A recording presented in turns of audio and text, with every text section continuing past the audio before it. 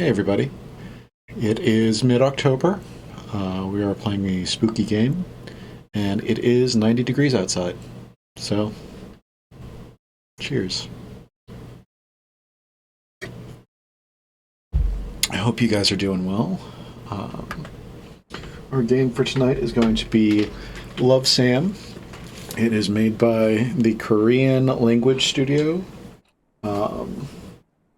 I believe that there is quite a lot of writing in it and quite a lot of reading in it. So we will see what is going on.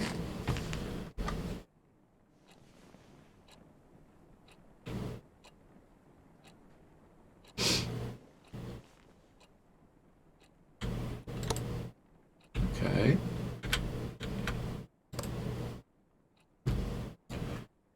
Got a tiny apartment, nothing in the closet. Can't go outside for some reason. An empty pot, and what is that? Can I zoom in?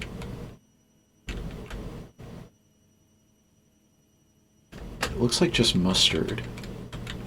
Maybe a beer? I'm not sure. Dirty dishes. Another empty pot. Nothing in the microwave. Alright, here is the haunted diary. Let's see what's going on. My dirty little secrets. Read on to move on. The last human on Earth was sitting alone in a room. There came a knock at the door. I've never cared for keeping a diary, but now seems to be a good time to start keeping one. Why? Because after all these years, I just can't forget about what used to be the light of my life. I know, overdramatic much? Knowing Brian Colmer as much as I did is bound to leave that big chunk of residue. Let's just say this diary is what's left of our relationship. 3 years, no, 3 years have passed, and the world around me is still the same. Well, except for me. I look like a mummified corpse. What would B say if he saw me again? B left Rosen Peak the moment he graduated high school to go to a fancy college of his dreams. Since then, I could only rely on my memories of him to keep me going. I wonder if it was the same for him, too. When you love someone, his whole existence just gets etched into your brain, so no matter how much B changes, I will always know it's him. But will B do the same for me? I know B liked me a lot, too, but he was not the most likely person to remember stuff. Considering how long 3 years felt for me, it's possible he did forget about me. Or am I giving him too little credit? So here comes the big question. Will he remember me?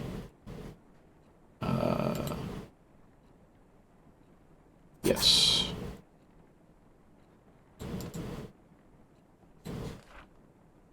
Who am I kidding? It's B we're talking about. We didn't have the most perfect relationship, but he won't just dump his memory of me down the toilet or something.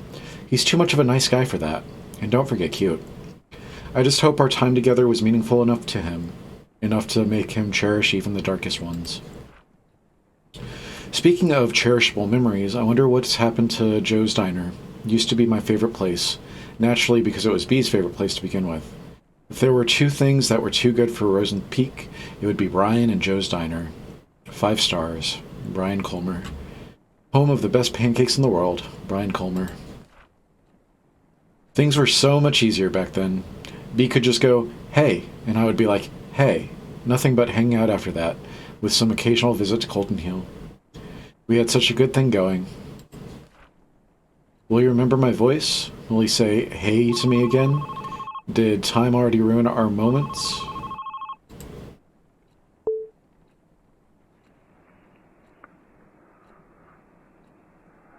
Hello?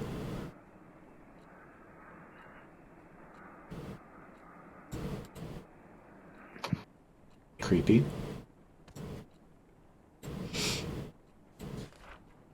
I just wanted to say hello to him. I just wanted to say hello every time I called him. But what I want to do and can do are two very different things, as always. Just enjoying B's presence on the other side of the phone was satisfying too, in a way, though. Hey. I imagined him eagerly waiting to hear something other than my breath. Hi. I wish I could sneak into people's minds. Okay, there's nothing up there. I wish I could...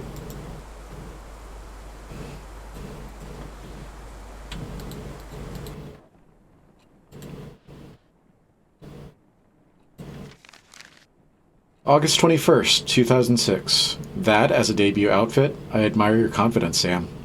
And with that, my whole high school years were probably over. First day of new school, and the new girl in town got classified as undesirable by what seems to be the queen of Wayrite Academy. I spent last night telling myself, confidence, Sam, confidence. But looks like I should have spent that time picking better clothes. I try not to care too much about blending in, but these kids already look at me like I'm candy-headed, like I'm a candy handed out by strangers. The package seems fine, but you know there's something fishy in there. Judging from their whispers, I could figure out they didn't know Wayrite even accepted transfers. It's been less than 24 hours since I moved to Rosen Peak, and I already enjoy sitting alone in my dorm room more than attempt socializing with people who call me a city girl. Well, screw you too, hillbillies. Besides, I decided not to force myself into making friends after how my old friends decided to turn on me. I just hope these guys leave me alone at least. Keeping a diary sure can help keep things together in all the chaos. I haven't kept a diary since kindergarten, but this seems like a good time to restart. Kudos to Mom for giving me the advice. Oh shoot, almost forgot to call her. Write you later, diary, my only true friend. Love, Sam.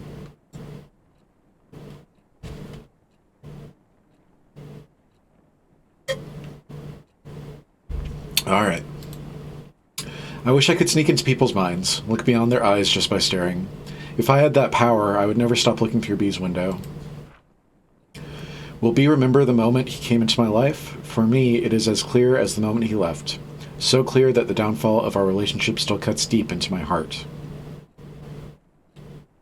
Is that actual blood? Friend, special someone, stranger, friend. Yeah, life in Rosen Peak was a jar filled with bittersweet candies.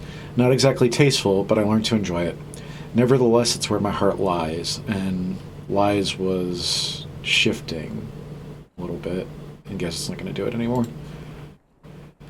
Wrote a poem in B's memory. He used to struggle with Miss Lasley's poetry practices, even if he didn't have to try that hard.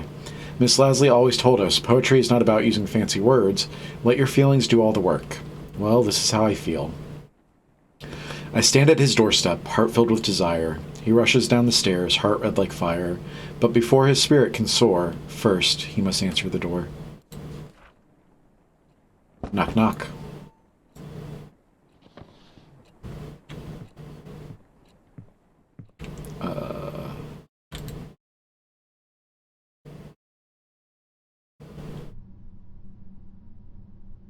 Is that tile?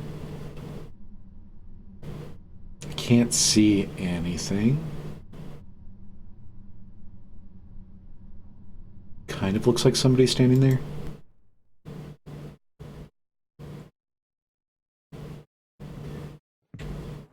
Alright, another note, another note.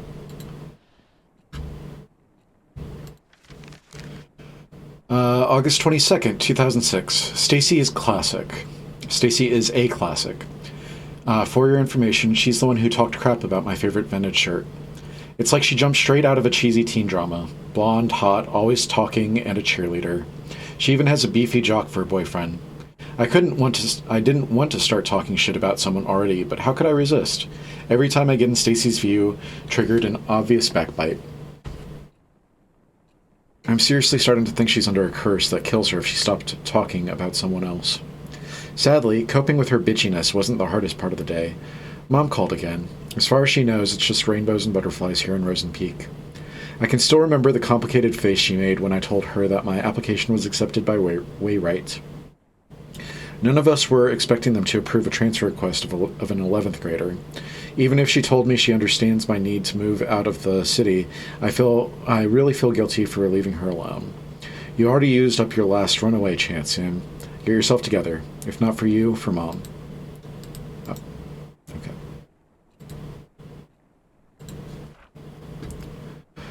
Other Wayrite kids were so predictable. Their doors were already open even before I put my hand on the knob. But B's door was closed shut and so beautifully painted. Everyone liked him, but couldn't get him to open up. I knew there was something more behind that pretty paint, something behind his bright smile. But on the other hand, being able to hang out with him was a good enough blessing for me, enough to make me want to never leave his side. Never ever.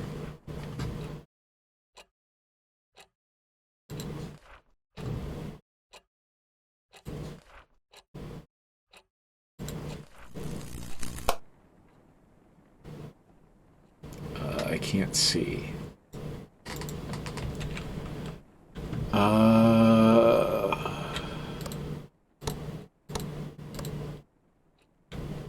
I have a flashlight or...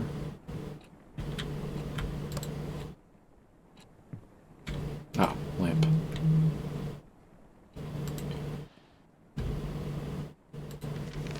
August 24th, 2 days later. Alright. My first Rosen Peak weekend. As the name itself gives away, the small town fits perfectly as a setting for a mystery horror genre. Lush forest, endless hills, and a lake that I'm certain is hiding a couple of dead bodies.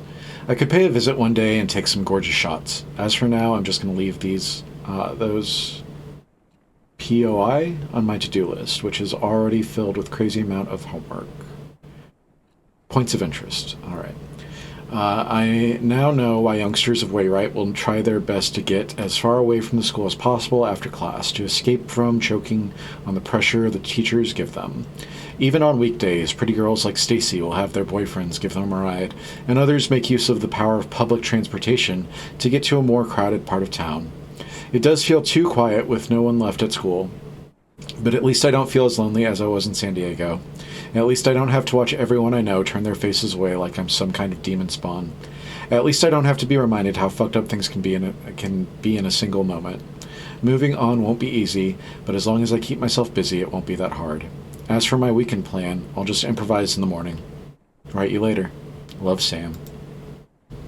It's the title of the game. B was always pushing his limits. Well, it was more like he was always being pushed, but he was good at it. That's why he naturally became the best quarterback of the team, while maintaining a high grade for a star player. B was the best quarterback Wayrite could ask for. Seeing him running always sweaty on the field always triggered something tingly within me. Something that made me want to catch him behind his back and never let it go. All sorts of feelings and thoughts were pumped restlessly into my brain with every heartbeat. It gave me a bad headache. A good kind of bad headache. I wanted it to stop. I wanted it to never stop. But as soon as B gave me that, hey, all those headaches were washed away. It used to be the best prescription I could ask for. Take away the pain, and let only the good things stay. Hey. Hi. Hey. Hi. Hey.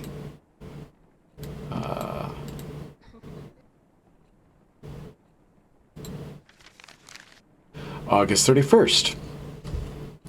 For a boarding school, Wayrite intellectuals are not that interested in becoming intelligent. I visited the library today, and two things surprised me. One, the place was much bigger than the one in my old school. Someone could get lost in there. Two, I had a strong feeling that people rarely visit the library, maybe because they feared being lost in there. The place was too clean. Even the books showed little signs of human touch. Now I feel sorry for complaining about Miss Lasley's book assignment. I wonder if Stacy is even thinking of picking a book. With her admiring her boyfriend Kyle's tattoo all day, I doubt she has spare time to do that. Is she depending on Kyle to do the reading for her? Seriously? According to what I saw so far, he's either busy reacting to whatever's coming out of Stacy's mouth, or working up some shenanigans with his jock buddy. Brian, was it? So yeah, right. In the meantime, I should be more concerned about myself than the well-being of the whole school. We too cool for books.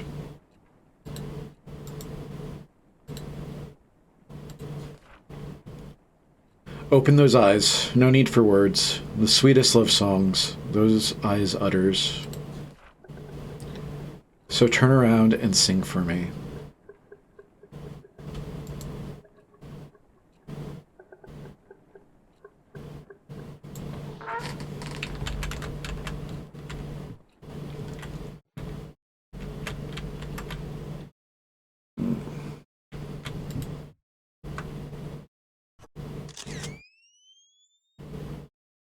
Okay, I don't like that. Don't do that. What am I doing with the stick? Can I turn the light back on, please? Okay. Alright, September 4th, 2006. I visited the library again, a bit more people than before, and among them was Brian. It's not worth a bother, but seeing a major skank's boyfriend, Bud, wandering around in a library is uncanny by anyone's standards. He must have been there to pick the book for Miss Lasley's assignment. I almost got too close to him trying to see what he was going to pick. I really hope he didn't notice that. I'd rather be known as a regular geek than a creepy one. A jock in a library? Now I've seen everything. Woe is me.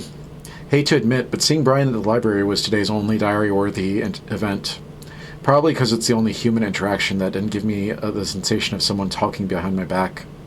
At least today's entry is a tad more meaningful than what I wrote yesterday. I need to revise my book options now. Write you later. Love, Sam.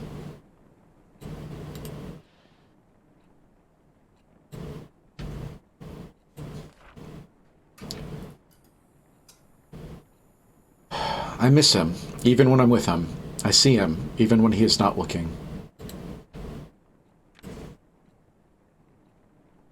Alright. Light is back on, which is nice.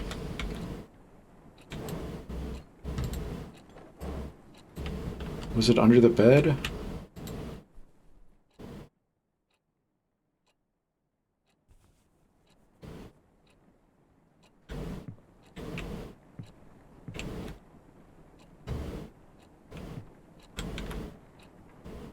Can I crouch?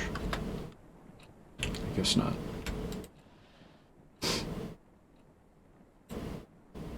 I can't go on yet. Alright, we need to find something. What are we looking for?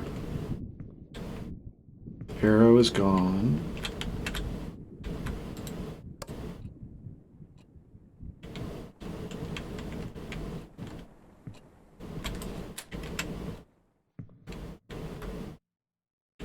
We don't have a reflection. We're a vampire, apparently.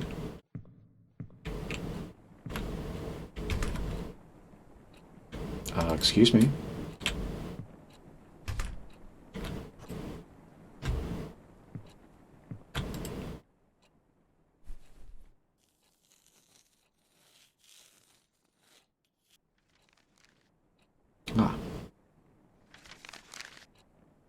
September 7th, 2006. It was Mr. Kane's ninth psychology class, and he still managed to come up with another lame activity. This time he gave each of us a sheet and made us write down some of our own personal traits. For the next 10 cringy minutes, I managed to squeeze out some of the aspects of myself that I could hate less. After that, Mr. Kane told us to think about whether or not others would agree to each of them. He called it re-engaging the perspective towards oneself. Blah blah. Wow, like I really needed to reevaluate my stupid self. But it's not the dumb subconscious exercise that's bugging me right now. When the papers were being passed around, Brian, yep, him again, kinda smiled at me. It's 11 p.m. now. Why am I writing about this? It's most likely an accidental glance, but I still don't know why the very image hovered in my head for the rest of class. Okay, the rest of the day. Stupid brain props want an excuse for screwing up today's math test. Get out of my brain. Don't like that. Can I move on to the next page? Yes. All right.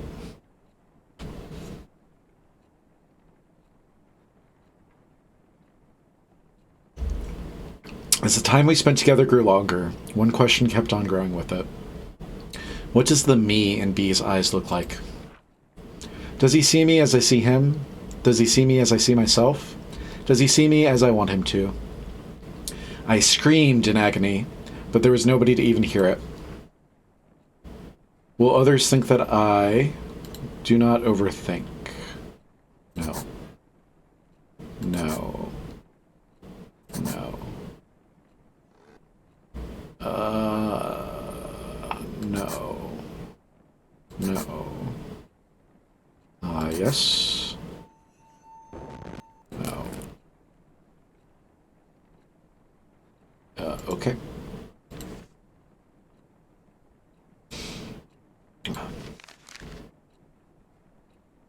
September 11th, 2006.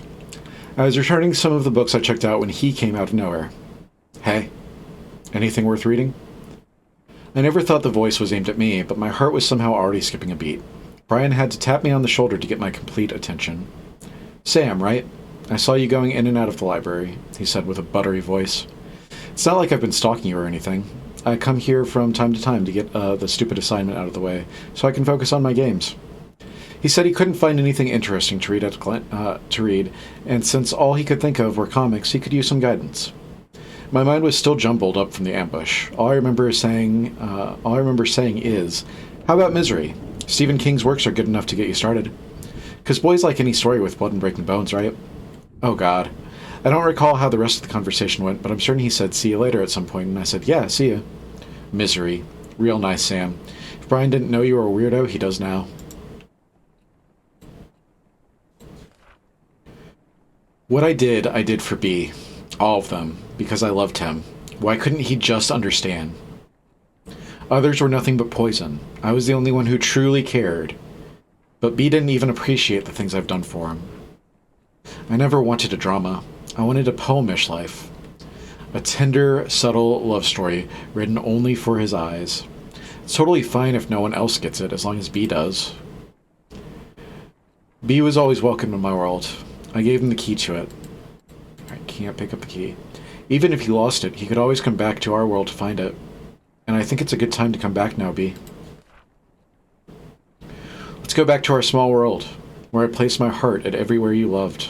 Let's go back. Can I pick up the hearts? No. Alright.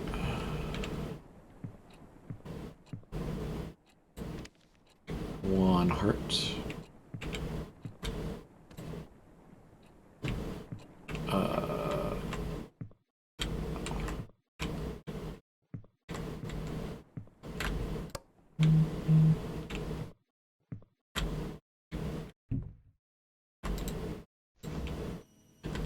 Nothing in the fridge. Can't open the freezer.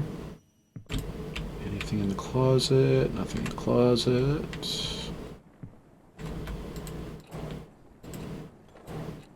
Nothing in the drawers.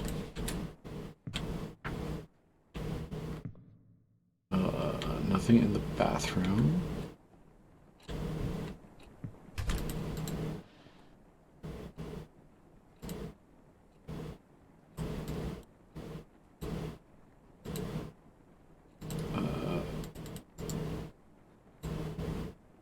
Nope.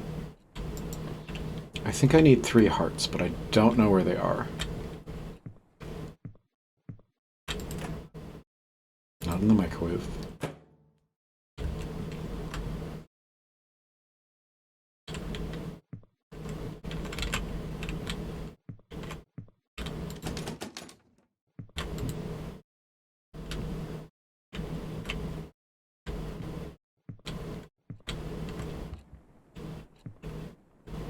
I wish that these doors would stop closing on me.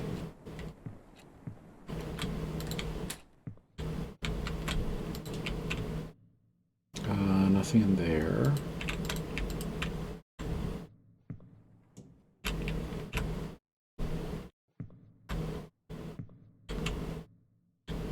Where the fuck are these hearts?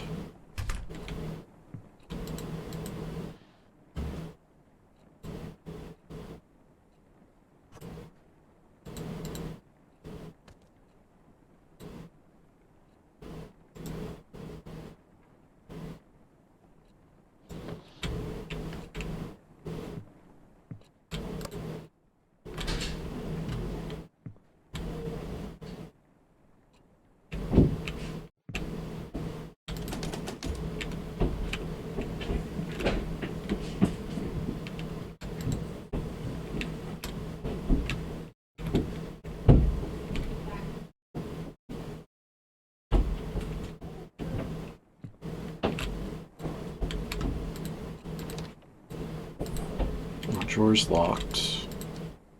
Nothing in the trash can.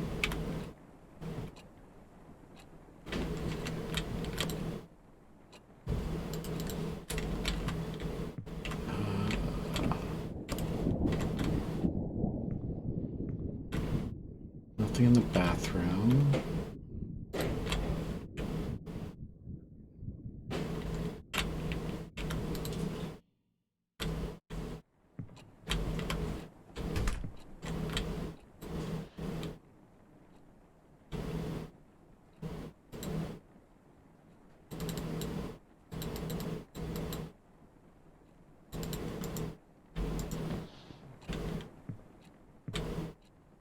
I feel like I'm blind. I wish I could crouch. Wait, can I open the freezer now? No.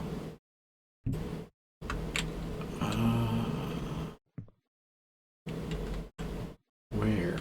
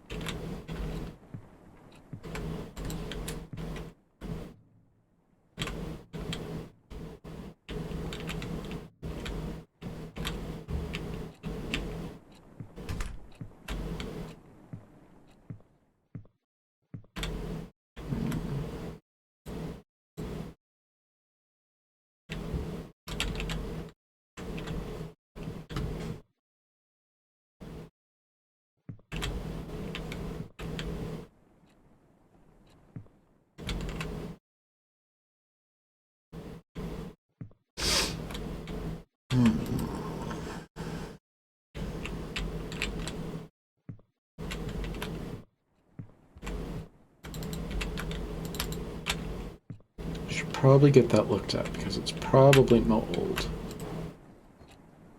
Nothing in there, nothing in there.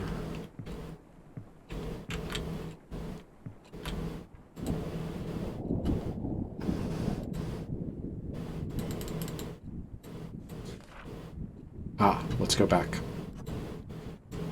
There is a key. Let's try this key on the drawer. September 16th, 2006. Turns out the lake does have a history of having a dead body in it. I know this because I visited there. I visited there because Brian took me. Wha? It all happened so fast. I was outside the yard reading when Brian appeared out of nowhere again. He said hey and started telling me how he actually enjoyed the book and how he never read the same book twice in his life. And since he was heading out, he offered to give me a tour of the town. 10 minutes later, we were passing Joe's Diner, home of the world-famous pancakes, says Brian. There was also an arcade across the diner. Brian hates the place because it's teeming with 10-year-olds. The donut shop was Brian's must-go-to place, too, unlike the music store, which, according to him, seriously needs a restock. I found my own point of interest, a bookstore. It was weird seeing a bookstore and a gym standing side by side, though. At the end of the tour, I finally got to taste the sweet pancake Brian worshipped. Out the window, I could see the weird gigantic hill that was also visible from my dorm room. Brian revealed that it's his secret base of some kind, since few people actually visit Colton Hill. He jokingly said he could take me there when I'm cool enough. After dinner, Brian dropped me off at the bus station and drove me off to meet up with his friends. I was exhausted but hyped up because beyond my limits. I can't sleep. How can I when the whole day just feels like a dream? There's the 2. And there's a Sharpie. Alright.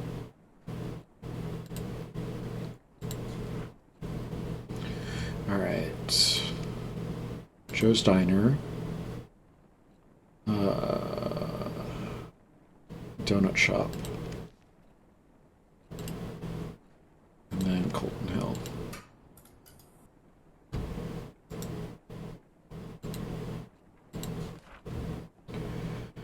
I miss Morning Dew Bakery. Bea never shut up about its donuts. So tasty. They did taste sweet, just like Bea's heart. Each bite was another memory to savor. But just like a donut, it had an expiration date. It turned cold and bitter. I miss its warmth. I miss its sweetness. I need it. I need to eat it up.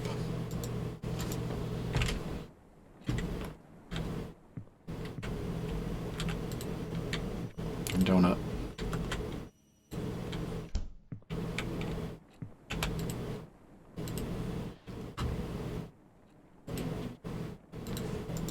Warmth.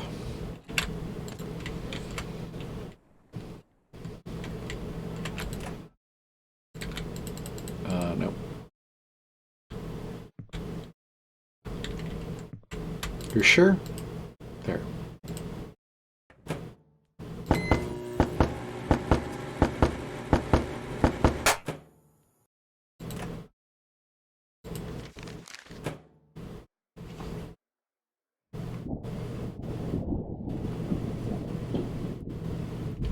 September 25th, 2006. The golems just obliterated the hammerheads today. I now know why they say Brian and Kyle are more than buds. I would have called them an awesome duo too if only Kyle wasn't an assload of a douche. I mean, the guy has his name tattooed on his arm. Call me old-fashioned, but I think he should go to a hospital and get that ego checked out, because it must be swollen huge. At least he leaves me alone, other than giving me that creepy stare when I pass by. I understand how Stacy can keep hanging out with him, but Brian, they do say we sometimes become friends with those who are at the opposite end, so maybe it's not such a weird thing. For me, the real win was the photos I took of Brian. Watch out for Sam Holt, the rising teenage stalker. Bringing the Polaroid camera I bought years ago during my camera geek phase seems to be a good idea now. Sigh. I know I promised myself to stay away from people, stay away from the drama, but when I look at Brian, when he talks to me, I feel like maybe, just maybe, it's okay to have a little drama for myself. I'm not ready to define what this feeling is, but for now, I'm going to label it as looking for a shoulder to cry on and just shove it under my bed, just like the pictures I took today. All right.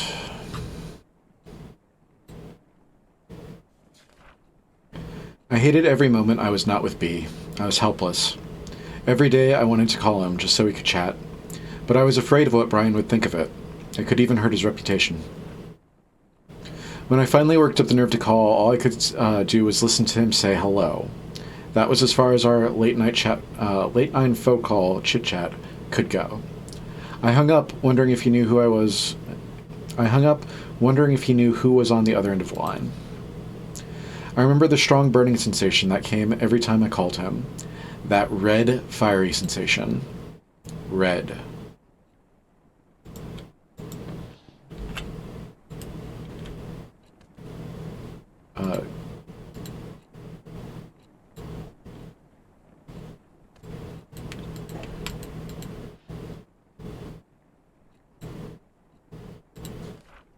So fucking red. Red everywhere. Sam and Brian, Sam and Brian, Sam and Brian. Finish what you started. Okay, what am I finishing?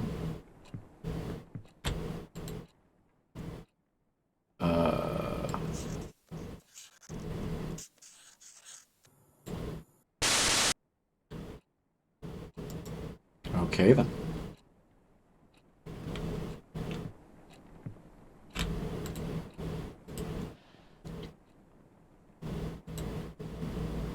Nope, not yet. In here? Yes.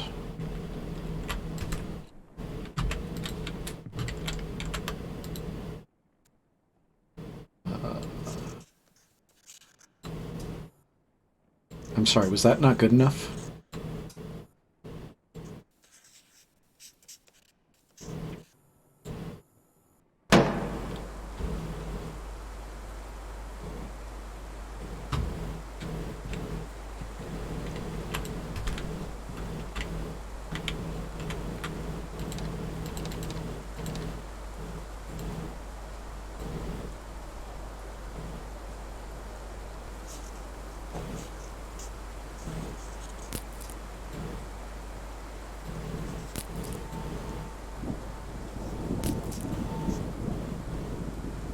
Rude.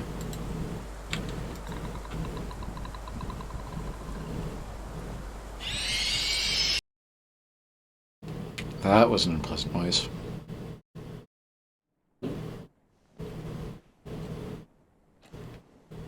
Okay, I'm still alive.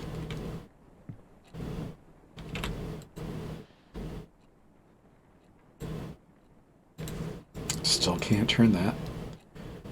Finish what you started.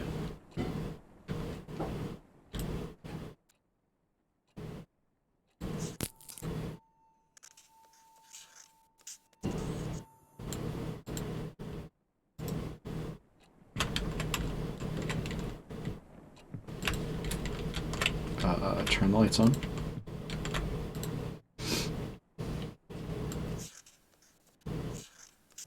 God damn it.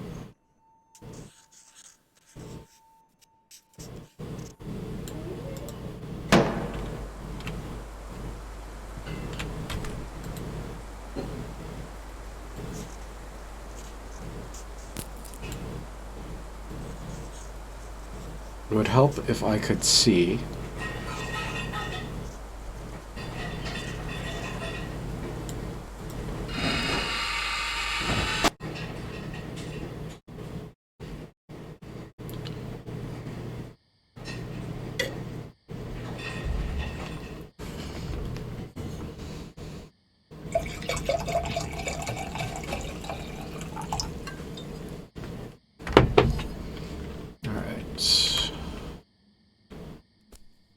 Colden Hill.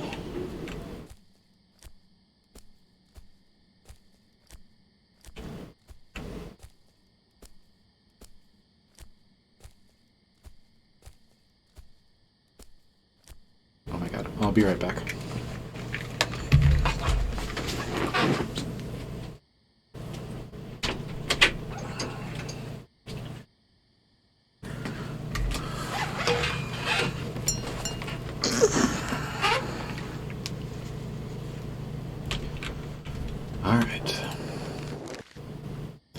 Sam, meet me at Colden Hill. You know where to find me. Brian.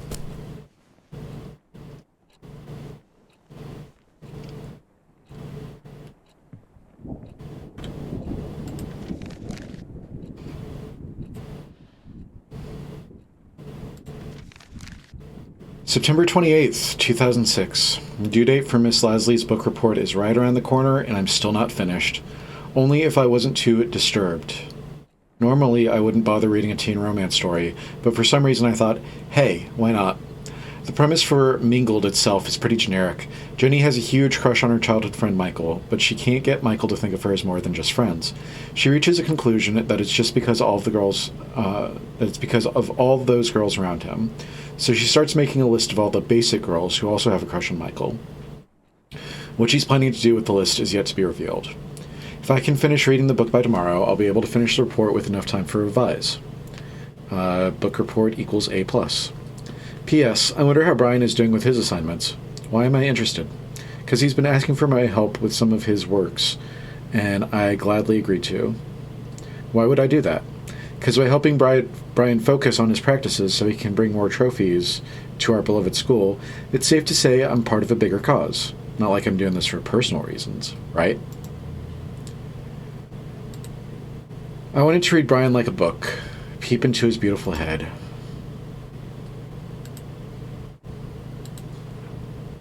Fill it with the desires I had to secretly incubate. You. Desires of whispering words like, don't leave me, don't go away, don't smile for others. Please don't look away, please don't look away, please don't look away. Oh.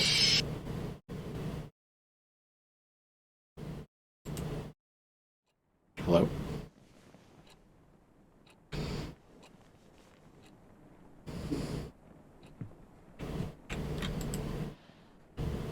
Did something wrong. Alright. Oh, no. No thank you. No thank you. I'm good. I'm okay. It's quite alright. It's quite alright. Nope, no, nope. I'm good. I'm good. I'm good. Thanks. No, no, no, no.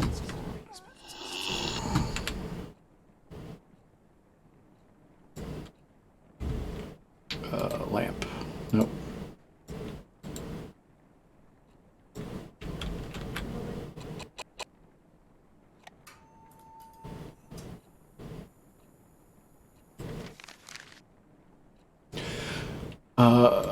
October 4th. No, I want to read that. Stacy invited everyone to the late post-victory party at her place this Friday. Weird that she told me this in the hallway herself. The sudden act of courtesy was enough to leave me frozen, but to think of it, a self-conscious beauty queen like Stacy would love showing off how tolerant she can be. I prefer celebrating quietly in my room, but since the party is practically being held for Brian, I thought it would be sort of rude for me to not be there. He was nothing but nice to me since I met him, so the least I could do is show up. Plus, I could probably witness the face Stacy makes when she sees I actually had the nerve to show up.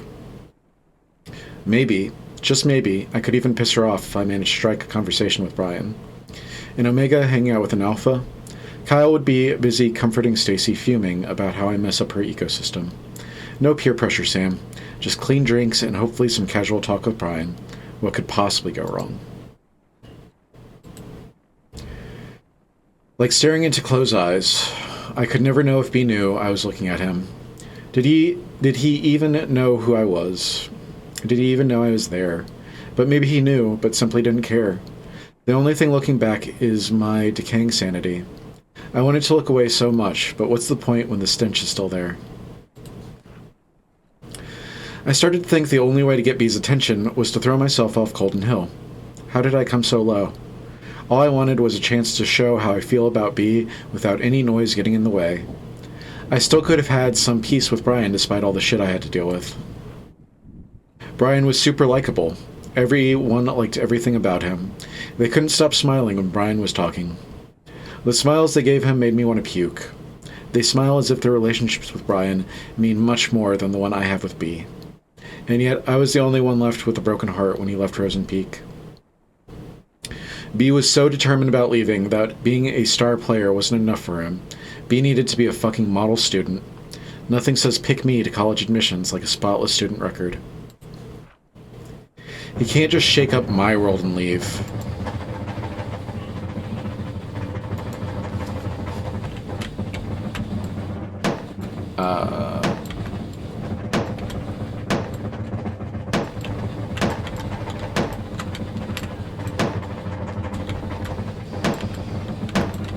What am I doing here?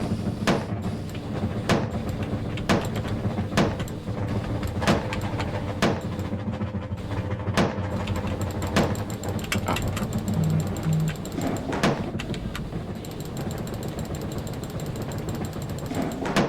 There we go.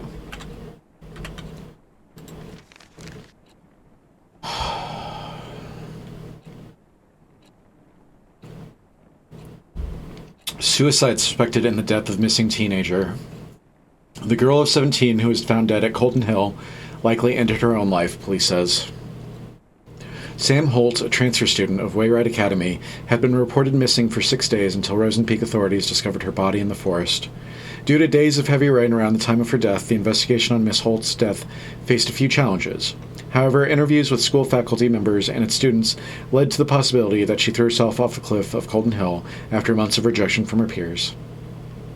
She was rarely seen with others, says one of her former teachers. She was even publicly humiliated just before her disappearance. It must have worked as the tipping point for her. Rosen Peak Police says the fall did not kill Sam instantly. It is possible she gasped for air through her broken neck before dying. Wayride Academy now faces a suspicion of neglecting its students, led by the mother of blank.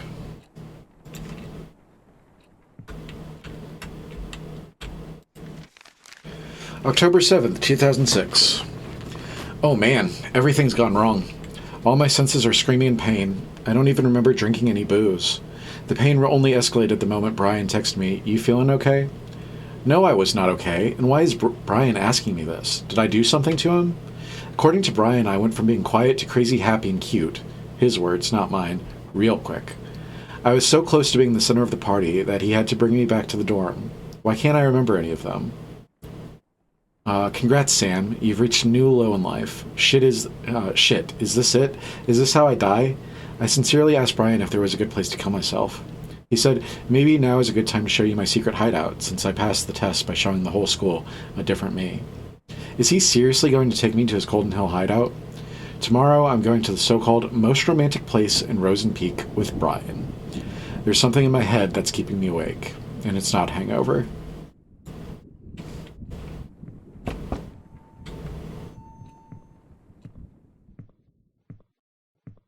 Hello?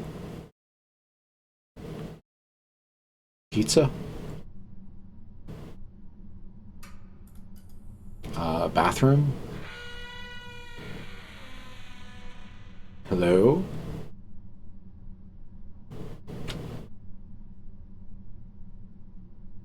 Anybody? Oh. We teleported.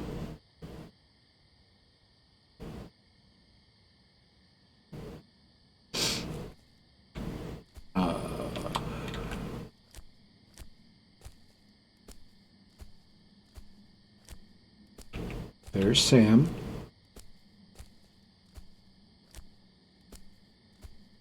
And she disappeared.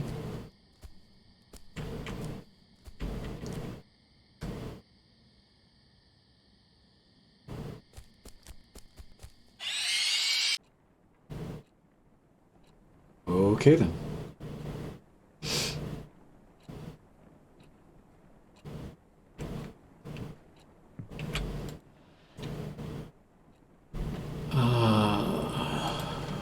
October 8th. Oh my god. Brian actually took me to Golden Hill. The hideout Brian mentioned had a wonderful view of the small town. The whole place was under the golden sunset. The best part of this spot was that it is quite hidden and unsafe. You could easily roll down the hill if you were careless or drunk, and no one could find you for days. How awesome is that? Being drunk with that wonderful moment didn't cause any accident, though. We sat there for less than an hour, but it felt like an eternity. I can't even remember what we talked about. I do remember saying how beautiful Rosen Peak is, and Brian being all meh about it. I guess you can get fed up with views like this, too. Today's only regret is that I failed to bring the true essence of the Hills of View back with me. There's a reason why I gave up photography as a hobby in the first place. At least the close-up shot of Brian was not half as bad. When I came back down from the hill, it became clear that my life just became a bit more messed up now. I know because I really want to talk to Brian again soon. Help me get to sleep quickly today, diary. Love, Sam. Brian's secret hideout. A closed Colton Hill hiking route discovered by himself so he can hide from the world around him. Not a flashy place, but it had a great view. All of life's problems. Colton Hill. I wished it could be our special place. Ours and ours only. Colton Hill is nothing but a rock pile of blood-soaked memories now. Why did he have to break my fucking heart?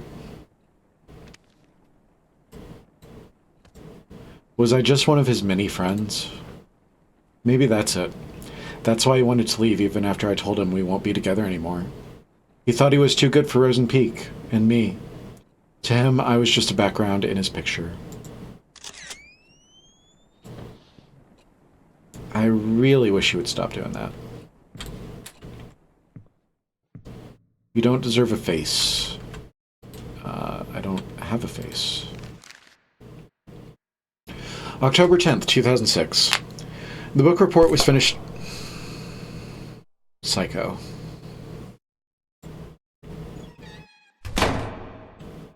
Classy.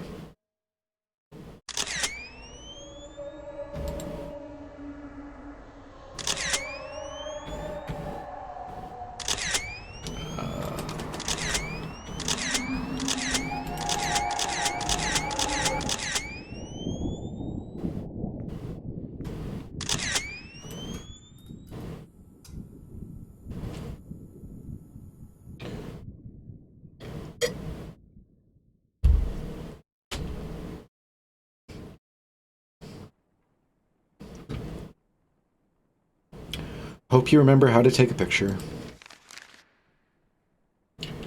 October 10th, 2006. The book report was finished days ago, but I can't stop thinking about Mingled, mostly because my stupid brain thinks I'm sort of like the main character, Jenny. To summarize the rest of the book, Jenny goes on this jealousy-fueled sabotage rampage on every girl who has a crush on Michael. I know it sounds horrible without context, but it's actually kind of cute. She finally stands on top, but Michael finds out what she's done. He breaks Jenny's heart, saying he can't be sure of who she is anymore. Things work out in the end, but that's not why I sympathize with the dorky psycho girl. Brian is just like Michael. Popular, has killer biceps. Busy hanging out with people.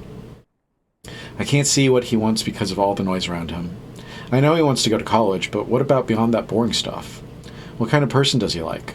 What does he think about me? He told me about his mom, how she died of cancer last year. Must have been so hard trying to look okay in front of everyone who's depending on him. I sometimes feel like he can't see me because he's so busy trying to meet everyone's expectations. I know how those around us can be hurtful, and it's dangerous to rely on them so much. I just wish I could tell Brian that one day. I'm here for him.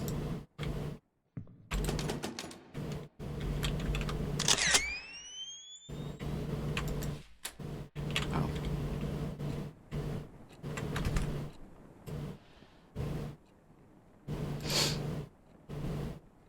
Brian got what he wanted in the end. He left Frozen Peak as soon as he was given the chance. As for me, I was left to suffocate in the hole of tainted memories until I drown in my own endless nightmare. Don't leave me. Every day, every night, I'm surrounded by whispers. Whispers that lie. Whispers that eat away my brain, piece by piece, no matter how hard I try to. Oh God, I hear them again. Are you in a healthy relationship? Take this quick survey to find out. One must take as much as one gives. No. Obsession is a stronger form of love. God, no. No one can have what you can't. No. B never loved you. Because you are a selfish little shit. All your problems are caused by you. It's all your fault.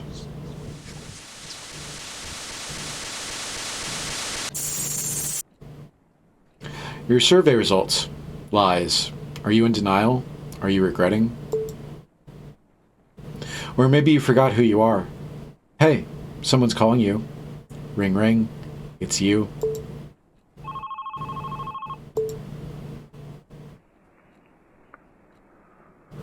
Hello?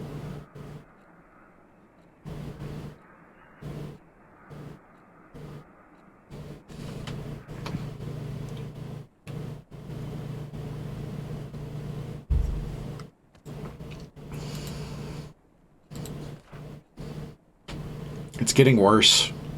The fucking shithole town left a disgusting crack on my heart. And it's getting bigger and bigger. The voices I hear from the crack are getting louder. I see more and more eyes staring at me through the gap. October 13th, 2006. Miss Lasley gave us an easy poetry assignment for once. She said it's okay to make a parody of the classics as long as we stick to the ABCB pattern. So I took the liberty of letting my imagination go ABC berserk. Here is a slight taste of my early work. Roses are red, violets are blue. My life would have sucked if it wasn't for you. Call me Sam Spear. Or is it Holtzsphere? I could have waited for Brian to ask for my help with the homework again, but I decided to make the first move this time. And guess what? He said he can handle it alone. Call me paranoid, but I'm worried I might have hurt Brian's pride. That's what happens when Sam opens her idiot mouth and uses her idiot brain. P.S. I've decided to carry my diary in my bag. The doors in the girls' dorm are way too easy to open. Not as easy as Stacy, though, if you know what I mean. I even saw one of the girls using a notepad to crack her door open. Besides, I have this weird hunch someone's been reading my diary. I've decided to not ignore this hunch. Looks like we're almost done. When I ran out of places to run, I had only one solution. Now my memories are scattered all over the dark. Now I must look for them. Memories.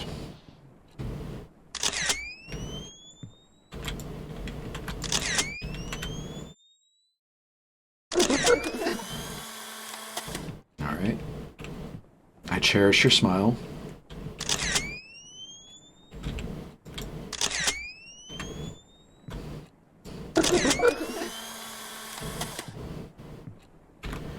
I indulge your gaze.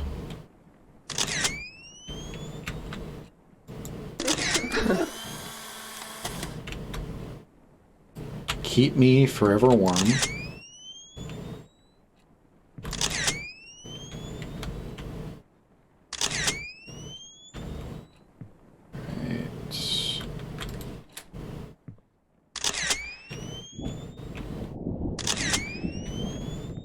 Nope.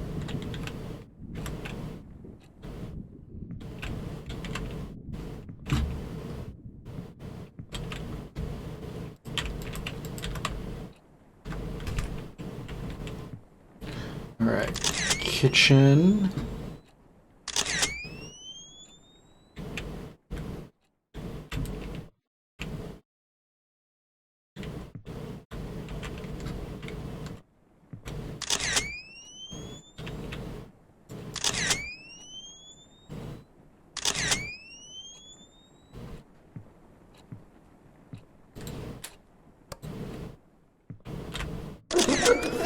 There we go.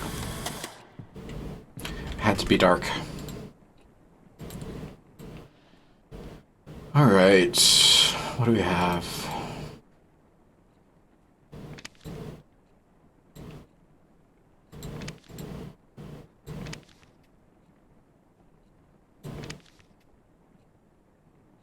I cherish your smile, I indulge your gaze, keep me forever warm, be my endless sun rays. This is really sucky poetry. I'm sorry. October 20th, 2006. With Brian preparing for a rematch with the Hammerheads, I once again gladly gave him a hand with the non-important homework stuff. I must say, the teachers here don't give their poor students a break just because the test is over. It's not like I'm burdened with helping out, but Brian is really trying hard to get good grades. From what I heard, he doesn't have much to worry about going to college since he's practically a local football star.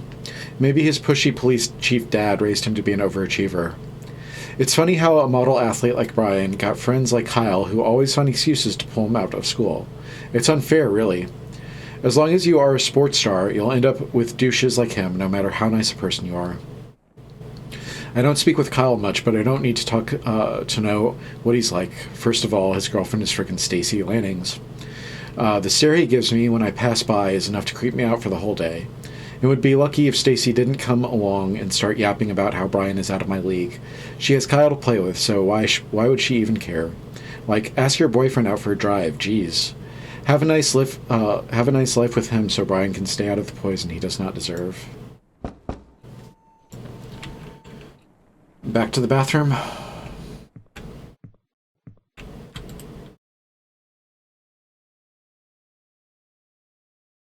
Oh, that's different.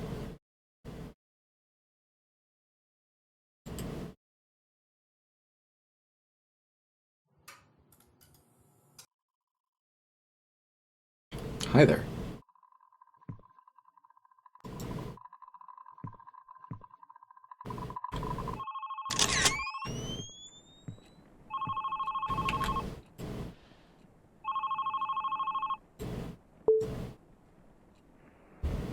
Hello?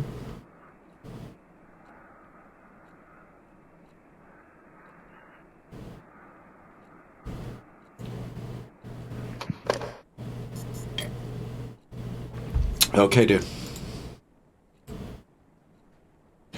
I wake up without waking up. Same rainy night, my lifeless room, endless nightmare. Hello?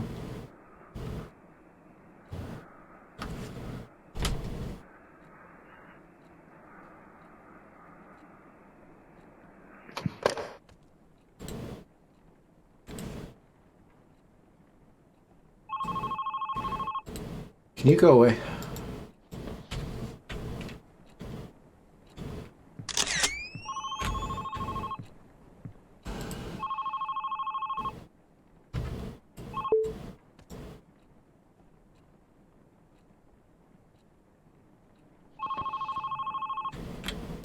I don't think it's supposed to do that.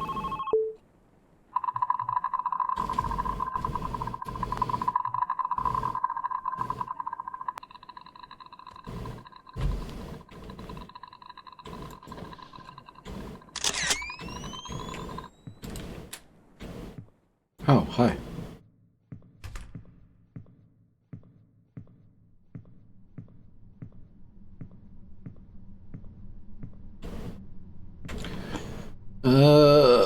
Greenheart University. Discover your potential with our early admission program. We are waiting for any hardworking and career-driven individuals. Apply now.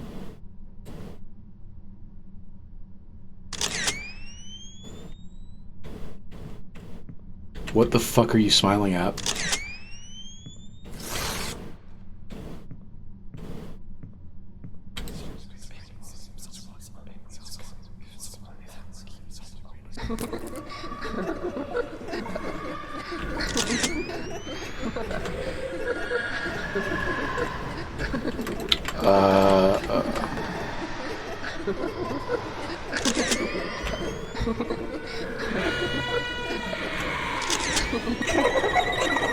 She got me.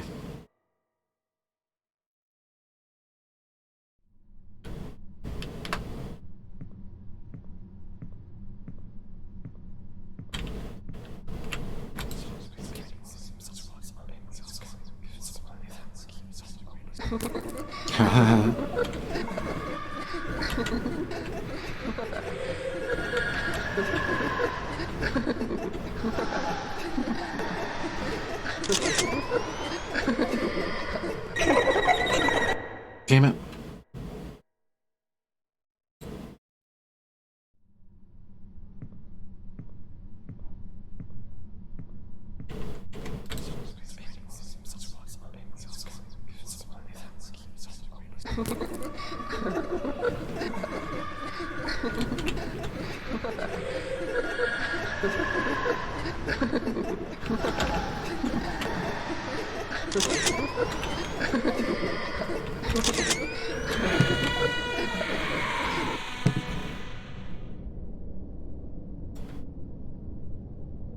I think I did it.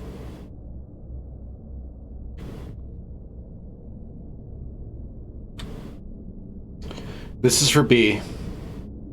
Don't pussy out. Push, push, push the shutter. Do it.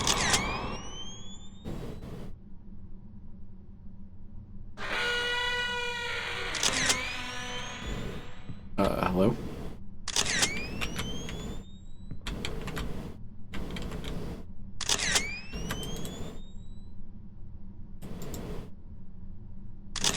I need something.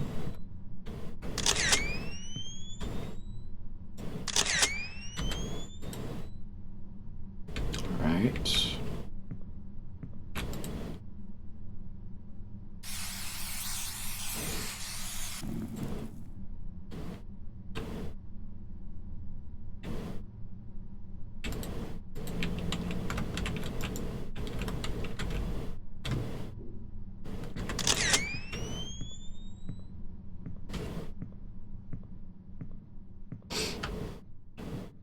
God, I wish I could run.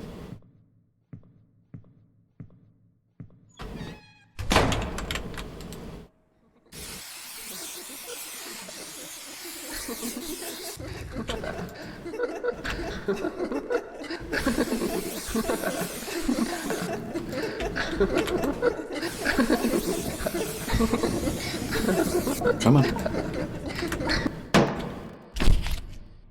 I think she was right behind me.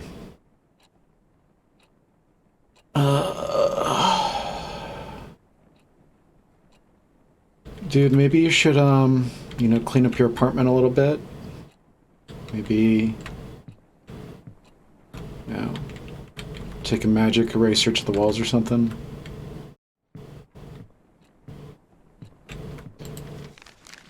October 23rd, 2006. There was a consulting session for Greenheart University students programs. They called it GUSP, lol, WTF, at the gym today. I've seen its posters all over the school since the day I arrived. I had nothing better to do, so I decided to give a visit and spend my precious after-school time reading brochures. And once again, just like at the library, I was surprised to see Brian there. He was at the early decision program booth. I wanted to talk to him, but instead I ran from my room, jumped to my bed, and out of nowhere, tears started to drop. I bet it was because of those stupid hearts. Yep, I saw those hearts again. Now they were on the gym walls, too. Whoever drew them must be very insecure about their relationship. Insecure like me. Deep down, I know I want my own hearts on the walls too, but seeing Brian at the university booth felt like finally getting punched by reality. I have no idea what I'll be doing in a couple of years. I thought of staying here at Rosen Peak, but with Brian preparing to leave, there's just no point to it. No Brian, no hearts on the wall. God, it's like my brain's creating a storm. I'm just gonna lie down for a bit. Hopefully I'll wake up next week.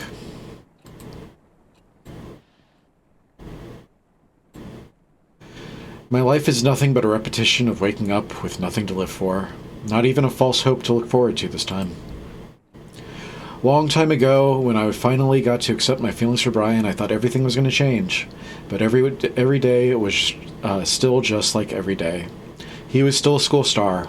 I was still his friend. When you live in Rosen Peak, people expect things to stay the same. If anything changed between us, I could ruin B and everything around him. So that's how it went.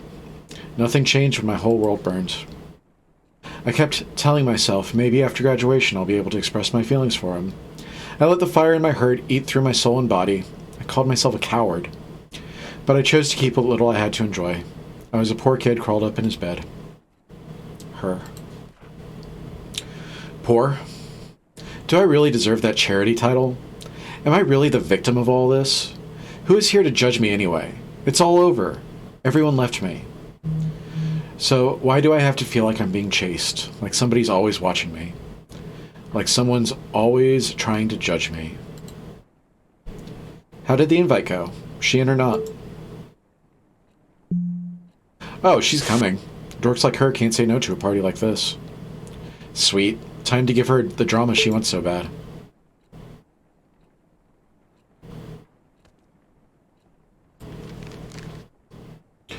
November 2nd, 2006. I know I used half of this diary writing about Stacy being a bitch, but now she's just unstable. It wasn't even past the first class when I saw her arguing like crazy with Kyle. Heard her shouting something like, "I'm done doing shit for you," before storming away. Then she saw me. I was her next target. She strutted towards me and said, "This is all your fault. Why don't you go back to fucking San Diego?" Whoa, what did I do? She was off before I could even open my mouth. I turned to Kyle's for answers, but he was gone too. Come to think of it, I rarely saw them hanging out recently, but I didn't know things were this intense. Brian's been acting weird too, though. He hasn't talked to me much recently. He even looks somewhat more upset than usual. I finally tried to ask him what was wrong, but he cut me short, asking if I called him last night again. All I could give was a blank face until Brian said "never mind" and walked away. What was that about? What did he mean by again? Calling him in the middle of the night for no reason is something I've dreamed of, but that doesn't mean I actually did it. What the hell is going on?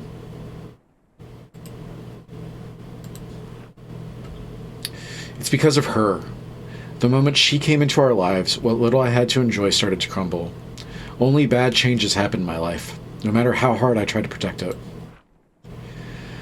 A city girl just asking to become an outsider. That was all she was to me. Hell, that was all she was to everyone else. Even to B. But then, I saw them talking at the library. I couldn't see clearly, but I could know it from B's face. He was making her smile. It was another smile taunting my feelings for B. No one would ever know what kind of emotions I was hit with at that moment. A change was happening, and I didn't like it at all. Stacy didn't like it either, and she could never stand letting an easy social prey slip away from her. Naturally, Stacy took a peek into her diary one day. She took pictures of some of the entries and sent them to me and her gang. She wanted everyone to join her twisted and childish game.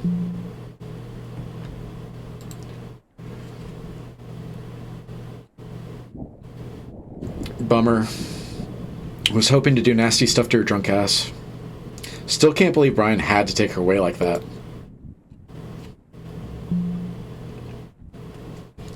Well, needy bitches like Sam do make some people feel sorry.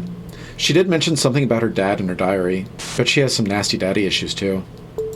Got an idea. How about we show everyone how needy a bitch can be? Sounds fun. But how? I was reading that.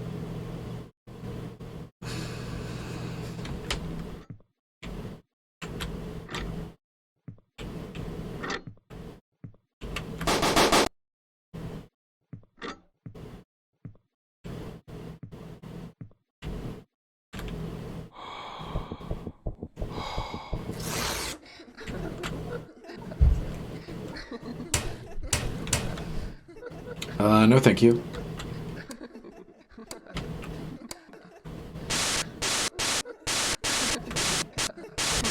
No thank you. The diary had no special meaning to me. Not until I read about how Brian took that cunt out on a fucking tour of the town. He had no interest in girls whatsoever, and suddenly now he's hanging out with an outsider. That moment, I got tired of doing nothing. I knew I had to do something. So I gave Stacy an idea.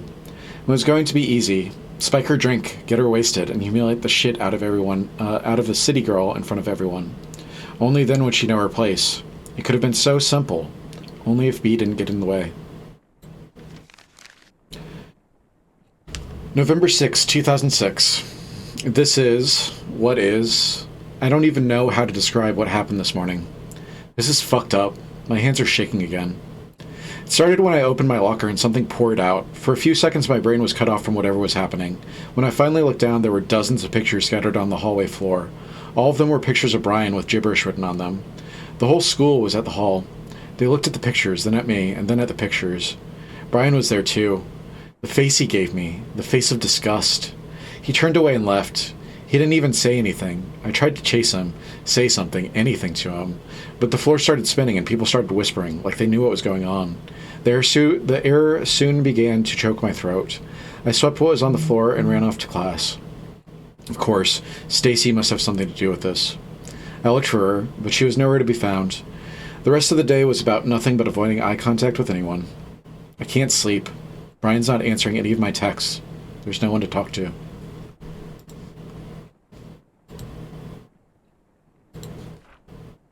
B kept saying nothing was going on between them. But I wasn't about to believe everything was just rainbows and butterflies. How could you? Lies, lies, lies. In my eyes, Sam was using Brian to fill her sad, empty life. I couldn't let that happen. She wanted drama she didn't deserve. She doesn't deserve shit. She doesn't get to barge in and start stealing the life I've only dreamed of.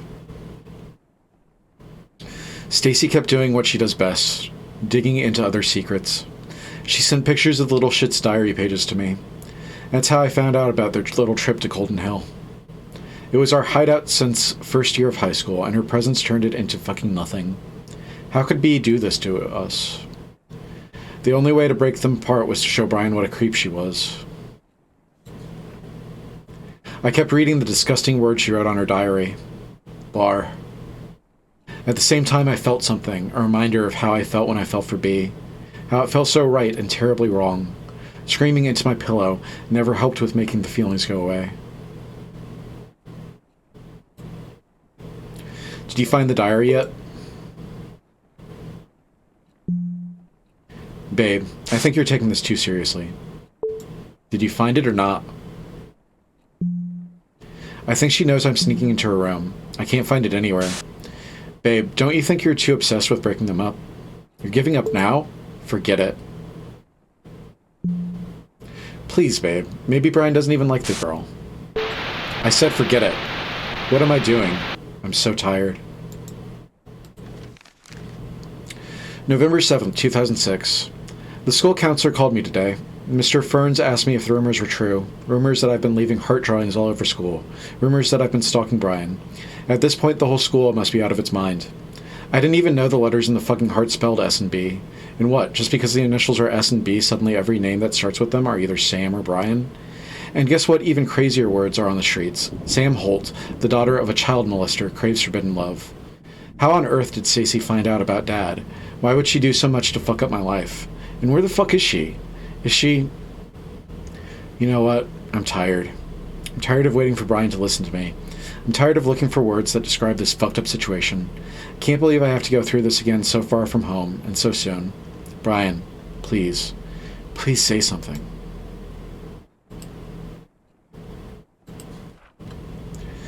Then I remembered. She wrote something about her dad. It must have had something to do with her existence in my life. I started digging. It wasn't even a challenge. Keith Holt, arrested for sexually assaulting a teenager. It was beautiful. I found the perfect ending. All I had to do next was fill in the rest of the story. Oh my god, how could Sam Holt not kill herself? If my dad went on the news for touching teenage girls, that's bye-bye world for me. Lol. Sam Holt calls Brian from a payphone in the middle of the night and silently listens to his voice. Sam Holt takes Brian's picture and keeps them hidden in her locker. Sam Holt draws hearts all over school to let others know Brian is hers.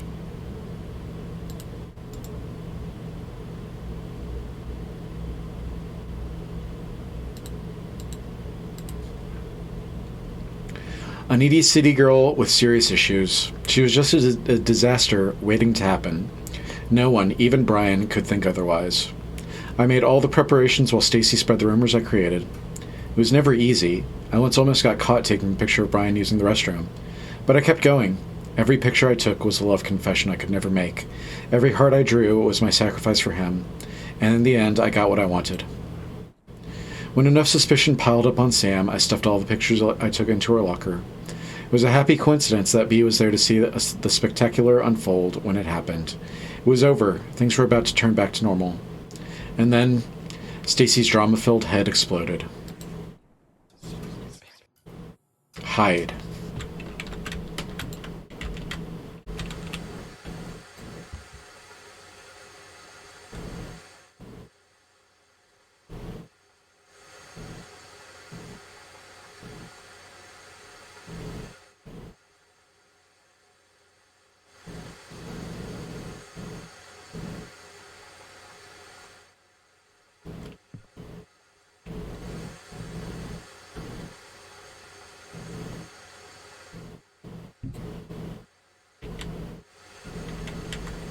What is it?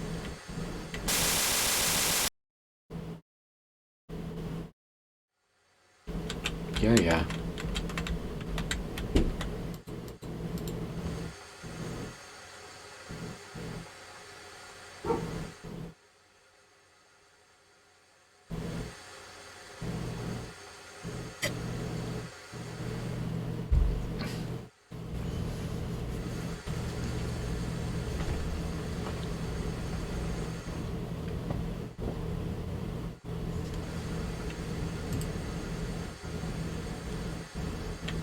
Come on.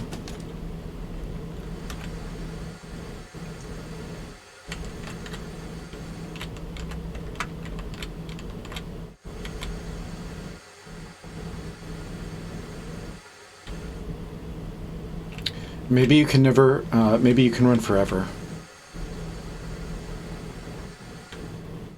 Maybe you'll be able to live again.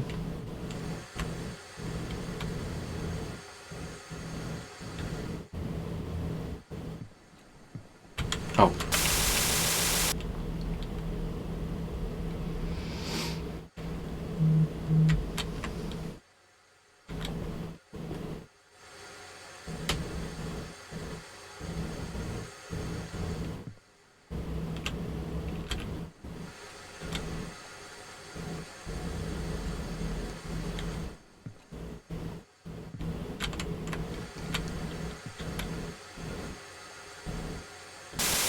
God damn it.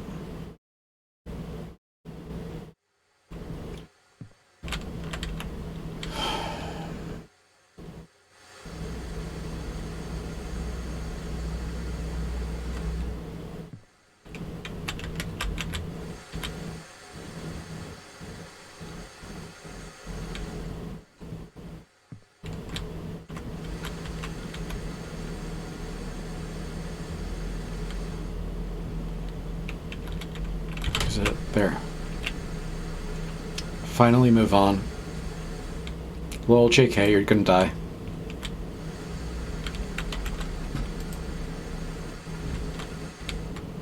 Am I closing the window, or...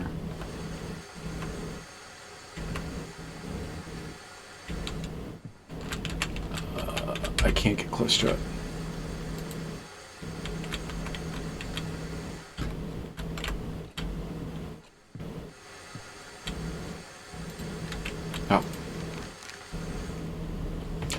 I'm done watching you get away with the shit you've done to me.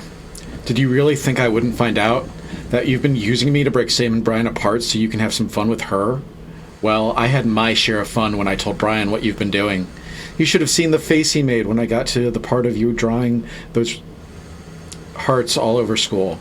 Hope you enjoy your happy life now that there's no Brian to get in your way. Oh, by the way, I saw you staring at that college poster. What? Did you like the girl on the poster too? Is that why you tore her face off? You need help, and don't bother calling me. Stacy.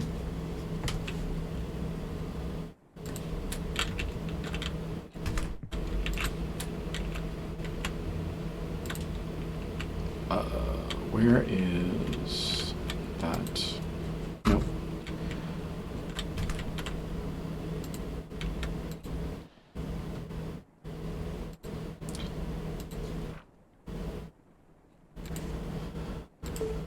Please, man.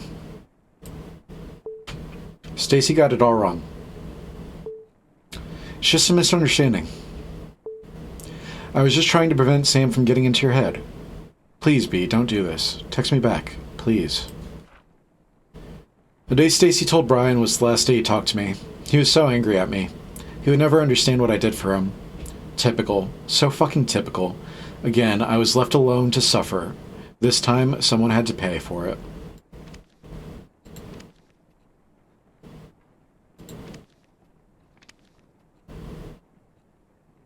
What's the note?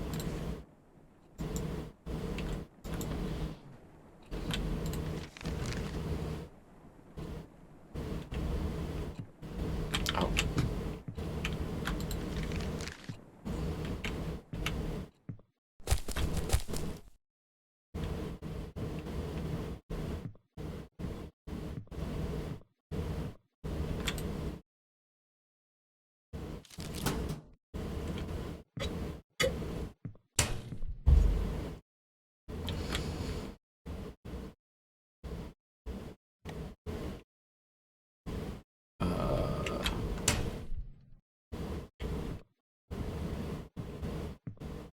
Another smiling woman? Yeah, that's what I thought.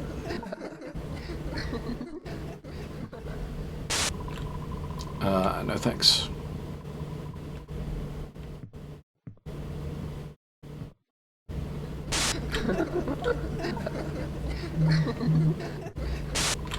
Y'all, stop this.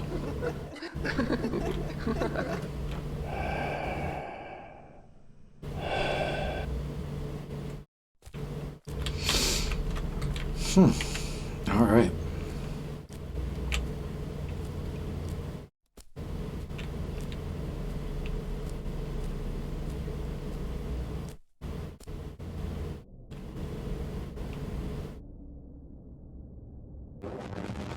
Waiting for someone?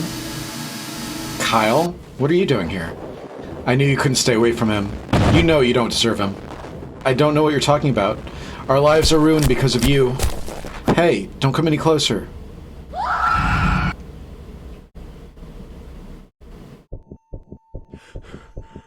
No, no, no. Shit, shit, shit. No. No.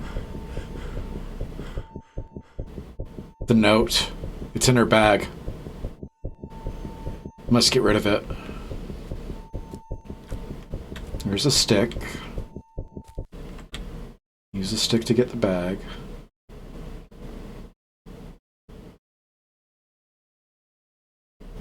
Oh, gross.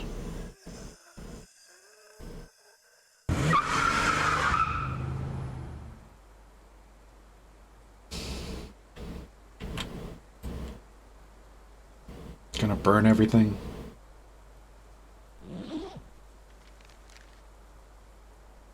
Here's the note.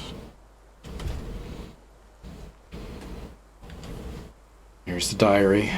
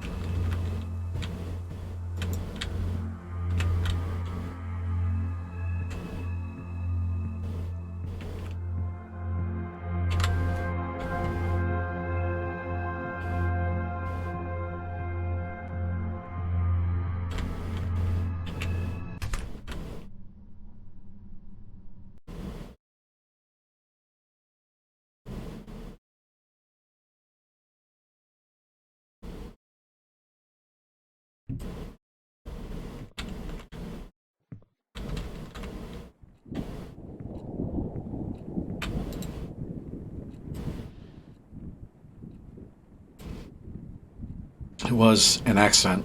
I never meant to kill her. Or maybe I did. Did I? But does it matter now? Did any of what I did matter? I left the team soon after what happened at Colton. After that, the school. From what I've heard, Brian easily got accepted to the university. He left town right after graduation. The fact that he's a star athlete with notable school record worked like a charm. He's been growing the idea of leaving Rosen Peak since his mom died. Living alone with his obnoxious dad didn't help much with his being attached to his hometown. We never got to talk about it seriously. Brian didn't really want to. But every time he hinted about leaving, I tried so hard to ignore what it meant for me. Even those college posters all over the school were laughing at me. They were making fun of the impending doom. They were all saying, "Haha, see? You're going to die alone here." Maybe I knew. I knew that Bea took an interest in Sam because she was just a clueless new girl who was lonely enough to do anything for any guy who was nice to her. But jealousy is a strong creature. It quickly devoured my mind. Soon anger took control of me, and I just needed someone to be mad at other than Brian. Even after he left me, anger stayed. It devoured me whole. And again, it's time to wake up. But wake up for what? To be greeted by the fact that I must start running around in circles again? That I must stick needles into my body so I can forget my past for a few fucking minutes? It's just like that story Miss Lasley once told us about, the shortest horror story in the world. The last man on Earth heard a knock at the door. I'm alone in my room. I'm alone in this world. There's someone knocking on the door. I don't know who it is, but I keep the door locked. No one comes in. No one goes out. I'm so tired. I just want it to end. Let's just wake up. Let's just open the door. I don't care who or what's waiting for me. But what about my diary? The one I've been keeping to remind myself how I'm the victim of everything that's happened. I don't know what I would do without it. What will keep me from going insane? So here comes the big question. Should I keep it?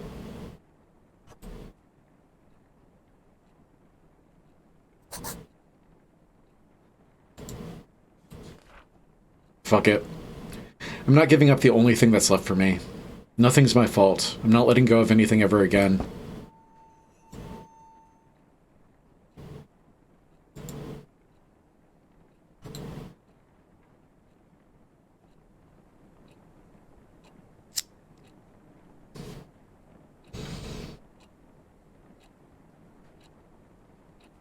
Oh my god, I'm so slow.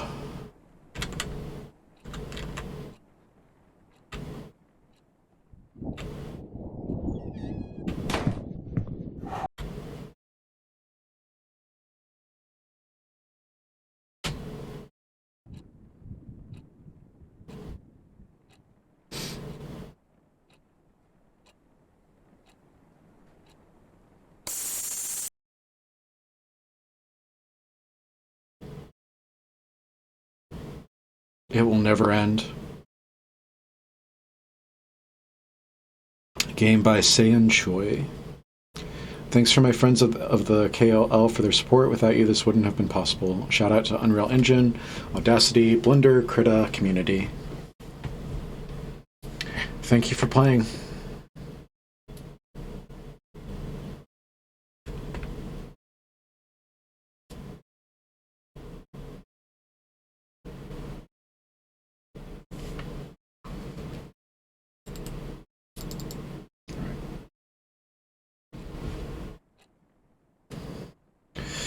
Korean Linguistics Lab. Alright, let's get out of here.